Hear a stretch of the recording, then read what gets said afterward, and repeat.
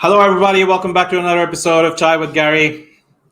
We witnessed a Manchester derby that we lost 2-0, and we're out of the Carabao Cup. I'm pissed off, Gary. How about you? This is a reality check of where Manchester United are right now.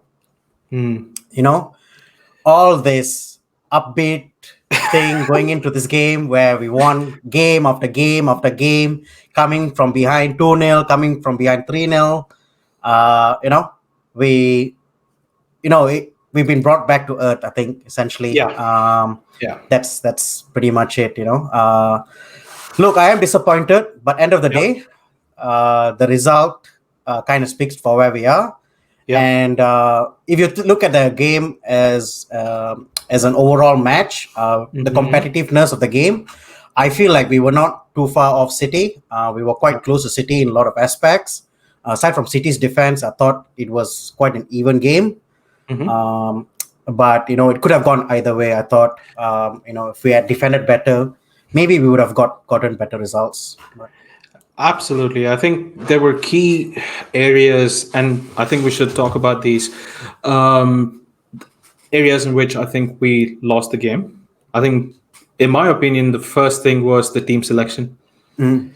How did you think it affected us? Did you think it was a good team that we put out? Do you think the formations were okay? Yeah, the team lineup. Sorry. No, that's okay. Yeah, the team lineup was okay, apart from maybe I really had hoped Van der Beek would have started this game, man. If I was Van der Beek, I'd be wondering, what do I have to do to start? Yeah. What do I have to do to start? You can't. If I'm Van der Beek, you can't really tell me that it's not an acclimatization thing, because not playing in Europe or anything like that. You're still playing in Europe. You're not playing in South America or something like that. You've come into a similarly competitive league, I think. So I don't know what he has to do to start, man. And what I was most peeved about, to be quite honest, Van der Beek has always been an enigma. He'll always be. I don't know what the hell's going on there. So it's become a routine discussion with us.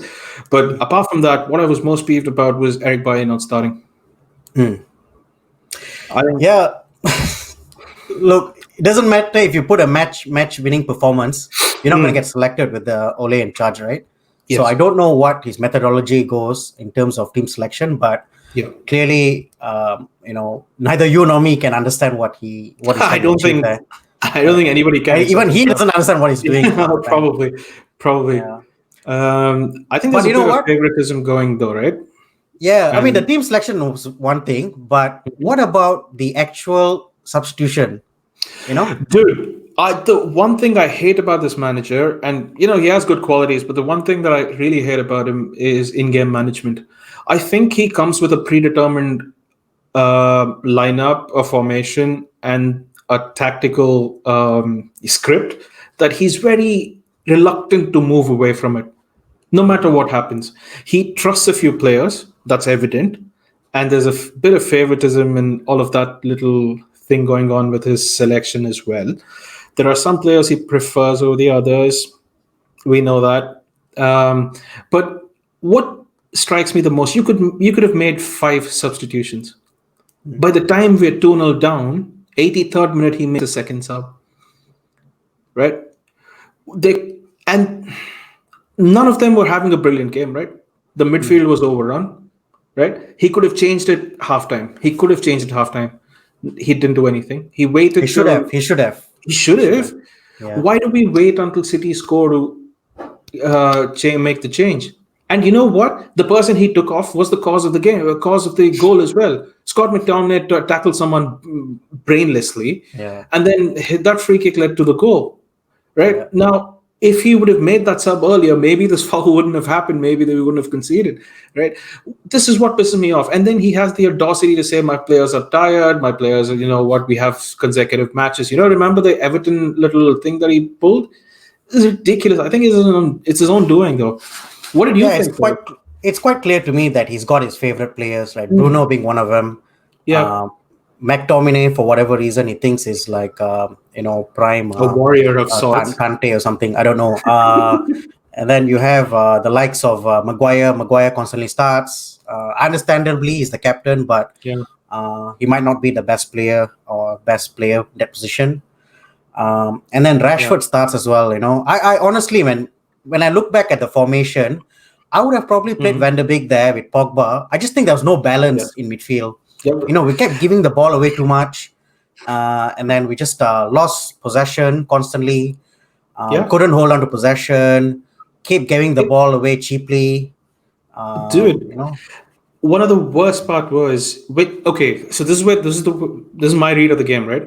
You play two slow center backs, yeah, and then you're automatically playing a deep line. It's not like they were going to do any counter-attacking little stunts or play the ball over the top. There was none of it. Why did we have to play so deep? You play so deep and you don't have a ball playing defender, then the gap between your attack and your defense is so big that the mm, midfield's automatically going to get overrun. yeah, And they did the right thing. They flooded the midfield. We had two gatekeepers in Fred and McTominay. They were overrun, mm, and it just becomes a non-existing midfield, right? Because they mm, don't know which way to go. yeah, They're attacking in threes, like the midfield three and the attacking, or three, I guess. yeah, Uh, and they overload our midfield, and there's so much space for them to move across. They yeah. played some really good football. For once this season, I've seen City back to where they're meant to be, quote unquote. Mm. I mean, a good team. We just didn't. It just took a little bit of time to get the latency going. That's all. See, the key thing for me, right? When you look at the both the teams, I think the key differentiator is the defense. City's defense is markedly superior to ours, right? Stones had a And stupendous game. Stones, Diaz both had fantastic games, right? Fantastic And games. the key thing is like when you've got a strong defense, then Yeah. it gives confidence to midfield to push forward, gives confidence to attack more balls. Yeah. So that is what we lacked. I think we don't have that when you partner by Maguire with Lindelof, you kind Yeah. of lose the confidence that everyone have around them, and so there's a bit of babysitting happening with McTominay. Absolutely. I thought so. Absolutely. And I think just to Yeah. round this discussion up, I think we entered the game with such a negative mentality, right? It seemed like we were going there to save the game. Do you know what I mean? It's like the same philosophy that we had against, I think, RB Leipzig, right? Where we wanted to defend our way through something and then, we could figure it out post 90 minutes. It Yeah. always fucking happens. He was playing in a league game, he would have been playing for a draw, right? Mm. That's how I thought we shaped up, and the story kind of writes itself right after that. Mm. Yeah, it is what it is. But I think we should probably talk about the goals here. Like the first goal, I think you kind of touched on that. McTominay giving away the ball recklessly, the foul recklessly rather. And then that cross comes in, and who's going for the ball? So when the cross comes in, you can replay West Ham, you can replay Southampton, you can replay every other goal, and you could just see those two players who should be authoritative in air and not authoritative. For some reason, people blame it on Shaw. Maybe he was at fault. Maybe I don't know. But I mean, not that I don't know, Lindelof but I misread can't. the Lindelof misread the cross, right? And Maguire was not authoritative in this Maguire, thing. yeah. So It's it's when do we learn, Gary? So is this something that you think is inherently the coaching issue, or do you think we're I just not enough to I play I two don't defenders who are good? I just think they're just not good enough, man. They're just not good Hmm. enough. With Bailly there, I think he gives a bit more confidence to even Maguire, maybe. Hmm. I think Bailly is really the key right now. We've got to keep Yeah. him there, and I don't know why we took him out for this game. It's very, very disappointing. It's Um, like bloody Tinkerbell himself. He'll come and tinker everything, right? So it's like, yeah, okay, what's working? Let me change that so let that it me doesn't. change it. Yeah. Yeah, If it's yeah, not broken, don't fix it. It's the yeah. simple bloody And 101. the It's like, one thing that's broken, which is Maguire as our captain, still hasn't been fixed yet. that's true. That's true. But the second goal, Oh my gosh. The second goal, man. The second goal. Corner. Another set piece again. I don't know, for whatever reason we just can't defend set pieces, right? So we flood the box, right? We flood the box with players. We flood the box with players. All our players, pretty much all our players in the box. And then you've got three players outside the box. You Cancelo. know what? Let's have a look at it. Let's Let's have a look at okay. it. So here's a recreation of that second goal, right? So you can Dude, I don't see want to see this, it. this is our goal. I know the players look like AC Milan players, but they're really Man United players. But anyway, the corners here, De Bruyne is going to take the kick, and then you can see straight away, you know, Foden The comes city players out, flooding in, right? City players come out, the ball goes to Martial, right? Mm-hmm. Martial then hits it off to Wan-Bissaka. Diaz makes a run into the box, Yeah. and then Fernandinho, who's marking Fernandinho there? There's no one there. Cancelo and Fernandinho are free, right? What's Lindelof doing there? Lindelof, why is he even there? He's just sitting there. Fred's marking his own wind. Bissaka, no one's marking Sterling as well. So we've got like, 3 or 4 players there not being marked. And then the ball drops to Fernandinho. Fernandinho puts it in. This is typical, right? Set piece after set piece after set piece. It's Look, just go play it back a little bit. Play it back a all little right. bit. Let Let's me see. play it now in a smooth motion. Okay. Yes. Ball comes in. Martial hits it off. Wan-Bissaka hits it. Fernandinho then volleys it in. You know No marking. No the marking. only player who actually comes to actually try to do something is Bruno there, Bruno. right? Why are we so static? Why are we so static? I don't know, man. Clearly, the defenders are not talking to each other. There's no communication. I think. I think it's just this is the reason why we constantly fail at set pieces because Yeah.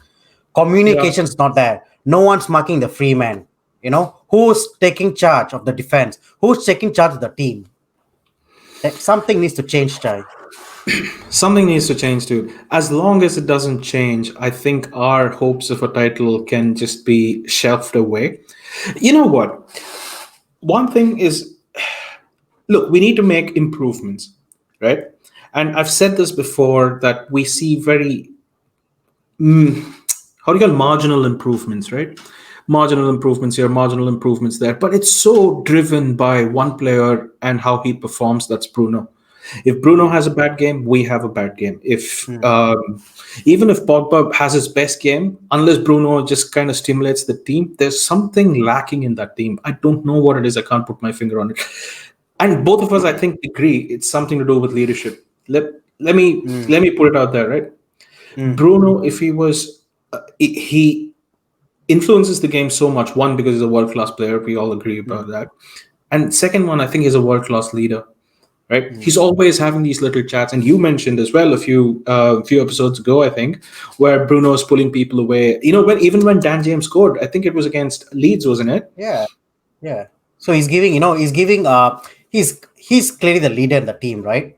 Right. And he's clearly instructing the team on where player movements need to be and Yeah. what sort of he's dictating the play essentially, right? Yeah. But I think what's quite worrying is that Bruno had a bad game, Martial had a bad game, McTominay had a bad game, Fred had an average game as well. Yeah. It's like when you look at that, man, that's almost half of the team that had a bad game. Right. Can you really say it's the player's fault when almost the whole team is not playing well? Yeah, I mean, it's for me, Dude, it's a bit. I don't know, man. it's The system is not it's working. absolutely, that's what I was getting at. You know what? I think we all forget football is played against two teams, amongst two teams, right? Or between two teams, right? Now, we always fail to recognize who our opponent is, and we gauge ourselves in isolation, which is probably unfair certain times, right? But fair most others. I understand that nobody performed well, but I think the far more overarching thing here was I don't think we set ourselves well. I think we were too defensive, and City took advantage of it.